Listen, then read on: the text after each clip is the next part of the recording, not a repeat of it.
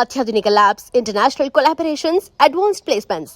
మీ dream career ని reach అవ్వడానికి మీ best choice Godavari global university. ఇందాక దేవుడిని నమ్ముతున్నాను అన్నారు. ఇప్పుడు చెప్తున్న స్టోరీస్, థియరీస్ అన్ని నేను అదే చెప్తున్నా. నేను దేవుడిని నమ్ముతున్నాను ఎప్పుడు చెప్పాను, ఒక సృష్టి క్రియేట్ చేసింది ఒక ఆస్పెక్ట్, కానీ ఆ సృష్టికి మనం బతుకున్న దానికి సంబంధం లేదు. అందుకని నేను బాలాజీ గుడికి వెళ్ళి కొబ్బరికాయ కొడితే నాకు వస్తుందని నేను నమ్మను. ఇప్పుడు అర్థమైంది. మీరు బ్రహ్మని నమ్ముతారు కానీ విష్ణువుని, శివుడిని నమ్మరు. ఎందుకంటే బ్రహ్మ సృష్టికర్త, ఓకే, బ్రహ్మ అని పేరు పెడితే ఓకే. యా, విష్ణువుని, శివుడిని నమ్మరు. అంటే ఒక ప్రిజర్వర్, ఒక డిస్ట్రాయర్ లాంటి ఒక రెండు మైథలాజికల్ క్యారెక్టర్స్. ఇప్పుడు అదే మీ మైథలాజికల్ క్యారెక్టర్స్ అనేది కరెక్ట్ వర్డ్. అది ఎలిమెంట్స్. ఇప్పుడు నాకు స్వామి అయ్యప్ప ఉంది. ఇప్పుడు విష్ణువు ఒక దేవత రూపంలో వెళ్ళి వాళ్ళు ఆ మర్దన చేస్తూ ఉంటే తనని చూసి మోజుపడి శివుడు had sex with that. That is Ayyappa story, what I heard, you know. So అంతకన్నా రిడిక్యులస్ ఎలిమెంట్ అని దాన్ని చూసి, అంటే ఇప్పుడు మీరు ఏదైనా చూడండి దేవుళ్ళ స్టోరీస్, మీరు డీప్గా వెళ్తే మీరు అసలు ఆశ్చర్యం వేసేస్తుంది. అసలు అలాంటి స్టోరీ అంటే వాళ్ళకి తెలుసా తెలియనా అది ఇగ్నోర్ చేస్తారా. ఇప్పుడు బాలాజీ స్టోరీ ఉంది. ఓకే, బాలాజీ వచ్చే ముందు ఇంకొక చిన్న ఎగ్జాంపుల్ చెప్తాను. నేను ఒక ట్విట్టర్లో ఒక ట్వీట్ పెట్టాను గణపతి టైంలో. పురాణాల గురించి మనం ఎలాగో మళ్ళీ మాట్లాడతాం. ఐ థింక్ ఇట్స్ ఇన్ దేవుడు కాన్సెప్ట్ వాట్ ఐఎమ్ టాకింగ్. అంటే నేను అనేది దేవుడు అంటే ఏంటి, మనం భగవంతుడిలా కొలిచి పూజలు చేసి తన మొలాన మనకు వచ్చేస్తున్నాయి అనే దాంట్లో వాళ్ళందరి డెఫినేషన్ ఉంటుంది. అవును, బ్రహ్మ అనేది ఒక కాన్సెప్ట్, కానీ బల్క్ ఆఫ్ ద పీపుల్ దేవుడిని పూజిస్తారు, వినాయకుడిని పూజిస్తారు, బాలాజీని పూజిస్తారు, అయ్యప్పని పూజిస్తారు. So I think they are in the same category. Varma గారి అభిప్రాయం దేవుడి గురించి అంటే ఆయన ప్రపంచాన్ని సృష్టించి వదిలేశారు, ఆయన పని అయిపోయినా ఆయన మూలను కూర్చున్నారు, అంతేనా? మనం అంటే ఇప్పుడు చేమలు ఉన్నాయి, దోమలు కూడా ఉన్నాయి, గొంగుళిపూర్లు ఉన్నాయి, బొద్దింకలు ఉన్నాయి. బొద్దింకలు ఎందుకు క్రియేట్ చేశారు? మనకి జలుబిచ్చే వైరస్ని ఎందుకు క్రియేట్ చేశాడు? మనుషుని క్రియేట్ చేసాడు, ఓకే, మనకు బాగానే ఉంటుంది కాబట్టి మనకు బాగానే ఉంది. బట్ అన్నిటినీ కూడా ఆ సృష్టి క్రియేట్ చేసింది.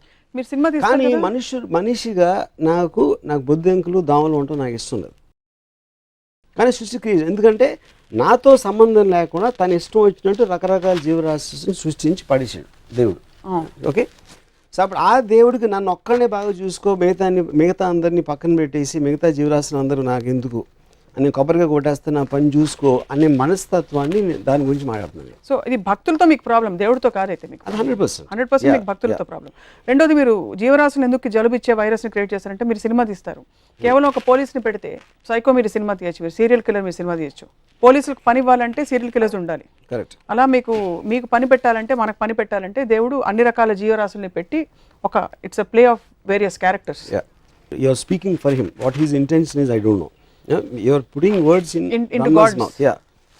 So, but it again still my answer stands for it. Whatever his intention is, he created. ఏది స్పెషల్గా చూడాల్సింది దాని అవసరం దానికి లేదు, అట్లీస్ట్ ఆ ఉద్దేశం లేదని చాలా క్లియర్గా తెలిసిపోతుంది. లేదంటారా? 100%. ఎందుకంటే ఇప్పుడు ఒక సునామీ వస్తుందండి, అది ఏమి విచక్షణ లేకుండా మొత్తం అన్ని రిలీజియన్, ఆడవాళ్ళని, పిల్లల్ని అందరినీ చంపకుండా పోయింది. 2006లో 2.5 lakh పీపుల్ చచ్చిపోయారు.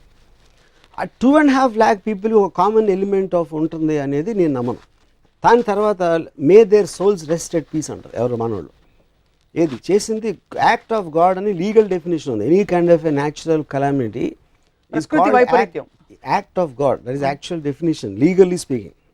ఓకే, దేవుడు సృష్టించిన దాని వల్ల జరిగినది. అది జరిగినప్పుడు మీరు మీ మేనేజర్ తప్పు చేస్తాడు, లేకపోతే మీ గవర్నమెంట్ తప్పు చేస్తుంది, లేకపోతే మీ ఇంట్లో ఎవరో తప్పు చేస్తే మీరు ఇమీడియట్గా కోపం వస్తుంది. దానివల్ల ఒక హామ్ క్రియేట్ అయినప్పుడు, అంత పెద్ద హామ్ క్రియేట్ చేసిన దేవుడిని మాత్రం మీరు బ్లేమ్ చేయరు. ఎందుకు? భయం. ఎందుకంటే మీకు ఆఫీస్లో మేనేజర్ మారితే ఇంకోటి వస్తాడు, గవర్నమెంట్ మారితే ఇంకో గవర్నమెంట్ రావచ్చు, కానీ దేవుడు మారితే ఇంకెవడో రాలేడు. కాబట్టి ఆ ఒక్క హోప్ ఉండాలి. కాబట్టి భయంతో దేవుడిని మాత్రం ఎప్పుడు బ్లేమ్ చేయరు. సో నేను మళ్ళీ నేను చెప్పేది ఏంటంటే, దేవుడు అనేది క్రియేటర్. మీరు బ్రహ్మ అనండి, దేవుడు అనండి, ఏదన్నా అనండి, that is not to be debatable. Because ఏదో ఒకటి క్రియేట్ చేసి ఉండాలి. వాట్ ఎవర్ దానికి షేప్ ఉందా, ఫామ్ ఉందా, whatever the scientific origin అనేది, all of them are coming under one definition.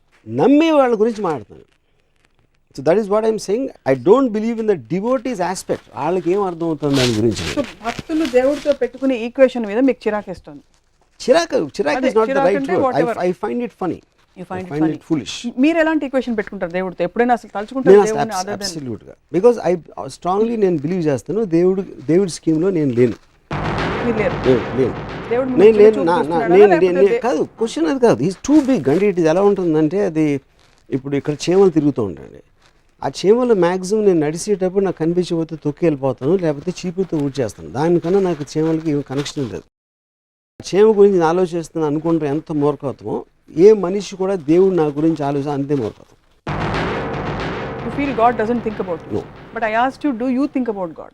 No, I don't think about God for the same reason. Because I am not in the scheme of things of God. నన్ను హామ్ చేసే శక్తి దేనికున్నా అది నాకు God. నాకు for example, నేను ఒక ఆఫీస్లో పనిచేస్తాను. నా మేనేజర్ నా జీతం పెంచేంత ఇది ఉంటే నా మేనేజర్ నాకు దేవుడు. రేపు పొద్దున్న ఎవరో నన్ను హామ్ చేస్తే, whoever is more powerful than me, they are gods. In that particular situation. In that particular situation, context లో. మరి పర్లేదు, దేవుడు మీకు చాలా యాక్చువల్లీ గొప్ప ఫిలాసఫీ. ఎందుకంటే దేవుడు మనిషి రూపంలో వచ్చి అనేక విధాలు హెల్ప్ చేస్తారని కూడా అంటారు. సో రేపు గబుక్కుమని మీరు ఎక్కడైనా వరదల్లో చిక్కుకుపోతే మీకు ఎవరైనా బోట్ పంపిస్తే బోట్ నడిపేవాడు దేవుడు మీకు. మరి అలా చేసినోడు చాలా మంది ముంచి చంపేస్తాడు. దాని సంగతి ఏంటి?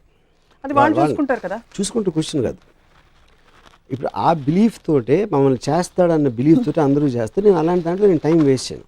నా కెపాసిటీలో నేను చేయగలిగితే చేస్తాను, కానీ ఎవడో వచ్చి ఏదో చేస్తాడు అనేది నేను నమ్మను. అది నేను చెప్పేది.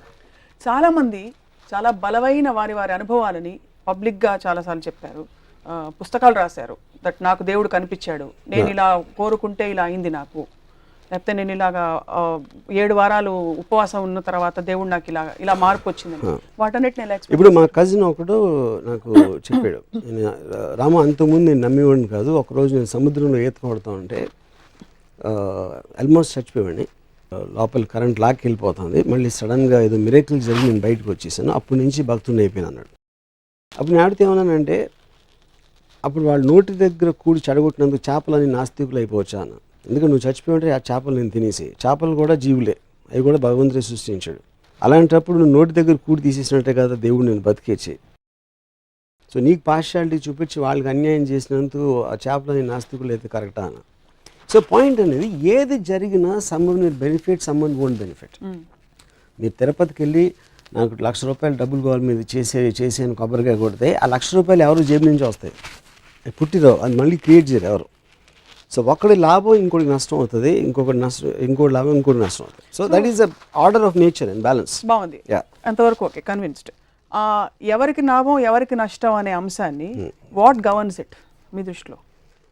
ఆర్డర్ అనే నష్టం అనేది మనం సెల్ఫ్ క్రియేటెడ్ దాంట్లో చేసాం. మనుషులు ఒక పర్టికులర్ టైంలో యానిమల్స్, దాని నుంచి ఒక ఫేజ్లో ఒక సోషల్ ఆంప్లెక్స్, చీమల నుంచి మనం complex and more advance form అవ్వచ్చు. ఒక సోషల్ ఆస్పెక్ట్లో రూల్స్ రెగ్యులేషన్స్ పెట్టుకుని సోషల్ వాల్యూస్, రిలీజన్ ఇలాంటి ఆస్పెక్ట్స్ తోటి మనం నిర్ణయిస్తాం మంచి చెడు, కష్టం నష్టం అనే అదే కాంప్లెక్సిటీ ఆఫ్ సొసైటీ.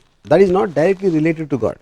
ఎందుకంటే జంతు జాతిలో బలంతో చంపుతాయి, దానికన్నా కాంప్లెక్స్ ఉండదు. కానీ ఇక్కడ మనకి వేరియస్ లాస్, కానీ లాస్ అంటే లీగల్ అంటలేదు, మనకు స్టిపులేషన్స్ ఉంటాయి, మనకు ఉన్న సోషల్ ప్రోగ్రామింగ్ ఉంటుంది, వాటన్నిటి మూలాల నుంచి మన ఆ ఆస్పెక్ట్ వస్తుంది. కానీ that is not directly related.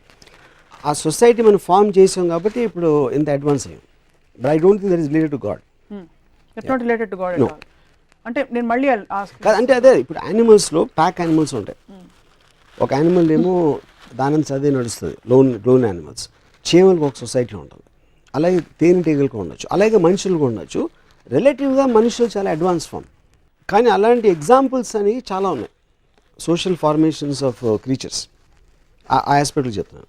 మళ్ళీ ఐల్ గో బ్యాక్. నాకు ఇంకా అర్థం కాలేదు ఒకటి, ఎవరికి న్యాయం జరగాలి ఎవరికి జరగకూడదు అనేది డిసైడ్ చేసేది న్యాయం అన్యాయం అనేది. అంటే దాని గురించి నేను చెప్పేది న్యాయం అన్యాయం అనేది. నేను ఎక్కడో కొట్టుకుపోతున్నాను, నేను చచ్చిపోతే చేపలకు తిండి అవుతుంది. ఇప్పుడు పులి జింక వెనకాల పరిగెడుతుంది, జింకను పట్టుకోగలిగితే తినేస్తుంది. అక్కడ అది ఉట్టి కేవలం కాదు, అది ఉట్టి కేవలం తన బలం. బలవంతుడు బలహీనుని చంపుతాడు అనేది natural order and Darwin's philosophy. The strong against the week, that's the whole point. ఎందుకు అలా చూస్తే మరి చాలా కెలామిటీస్ లో మనుషులు కూడా పోతున్నారు కదా. అప్పుడు కెలామిటీ అనేది బలం, కెలామిటీ అనేది టైగరు, మనుషులు అనేది జింకలు కెలామిటీలో. సో ఇక్కడ coming back to this, so బలవంతుడు బలహీనుని చంపుతాడు అనేది నేచర్స్ లా. దాన్ని సోషల్గా మనం రివర్స్ చేసి రూల్స్ రెగ్యులేషన్స్ పెట్టుకున్నాం. దాన్ని గవర్న్ చేయడానికి వి క్రియేటెడ్ ఎ గాడ్. ఆ దేవుడిని క్రియేట్ చేసి దేవుడు ఇలా చేస్తే శిక్షిస్తాడు.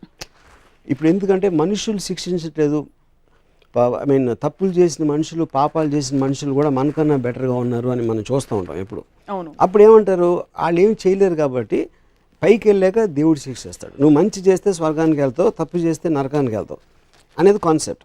సో ఈ గ్రూప్ కెలామిటీస్ లో ఇది వర్తిస్తుంది మీరు చెప్పింది. నేచర్స్ ఫ్యూరీ ఆర్ లేకపోతే ప్రకృతి It వైపరీత్యం, is దేవుడి శాపం is bigger than this 200,000 people. ఇది of course anything more powerful. It's not about nature's calamity. Correct. ఒకే కెలామిటీలో కొంతమంది పోతారు, కొంతమంది బతుకుతారు. అవును. అది ఎందుకు జరుగుతుందంటారు అయితే? అది నేను అడిగిన క్వశ్చన్. అప్పుడు ఆ డిస్క్రిమినేషన్ ఎందుకు చూపించడం అనేది నాకు క్లియర్ కట్గా తెలియకపోతే ఏ బేసిస్లో నేను ఆ సిస్టమ్ని నమ్మాలి? అదే నేను అడిగిన క్వశ్చన్. ఓహో. సో బేసికలీ వీళ్ళందరినీ ఈ కారణంతో నేను చంపేశాను, వీళ్ళందరినీ ఈ కారణంతో బతికిచ్చాను అన్నది క్లారిటీ ఉన్నప్పుడు ఇట్ ఈస్ లీగల్ సిస్టమ్. వీళ్ళు తప్పు చేస్తున్నారు కాబట్టి జైల్లో ఉన్నారు, వీళ్ళు తప్పు చేస్తున్నారు కాబట్టి ఉరిశిక్ష చేస్తున్నాం, మీరందరూ మంచిగా మిమ్మల్ని ఏం చేయట్లేదు అనే క్లారిటీ నాకు మామూలు మనిషి ఇచ్చినప్పుడు దేవుడు దానికన్నా ఎక్కువ ఇవ్వాలి. దేవుడు మనిషిని క్రియేట్ చేశాడు నాకు తెలియదు, కానీ మనిషి మాత్రం డెఫినెట్గా దేవుడిని క్రియేట్ చేశాడు. మనిషి ఎవరిని క్రియేట్ చేశాడు? బాలాజీని క్రియేట్ చేశాడు. పురుషులకైతే రంభ కౌగిళ్ళు ఉన్నాయి, ఆడవాళ్ళకి ఏముంటుంది?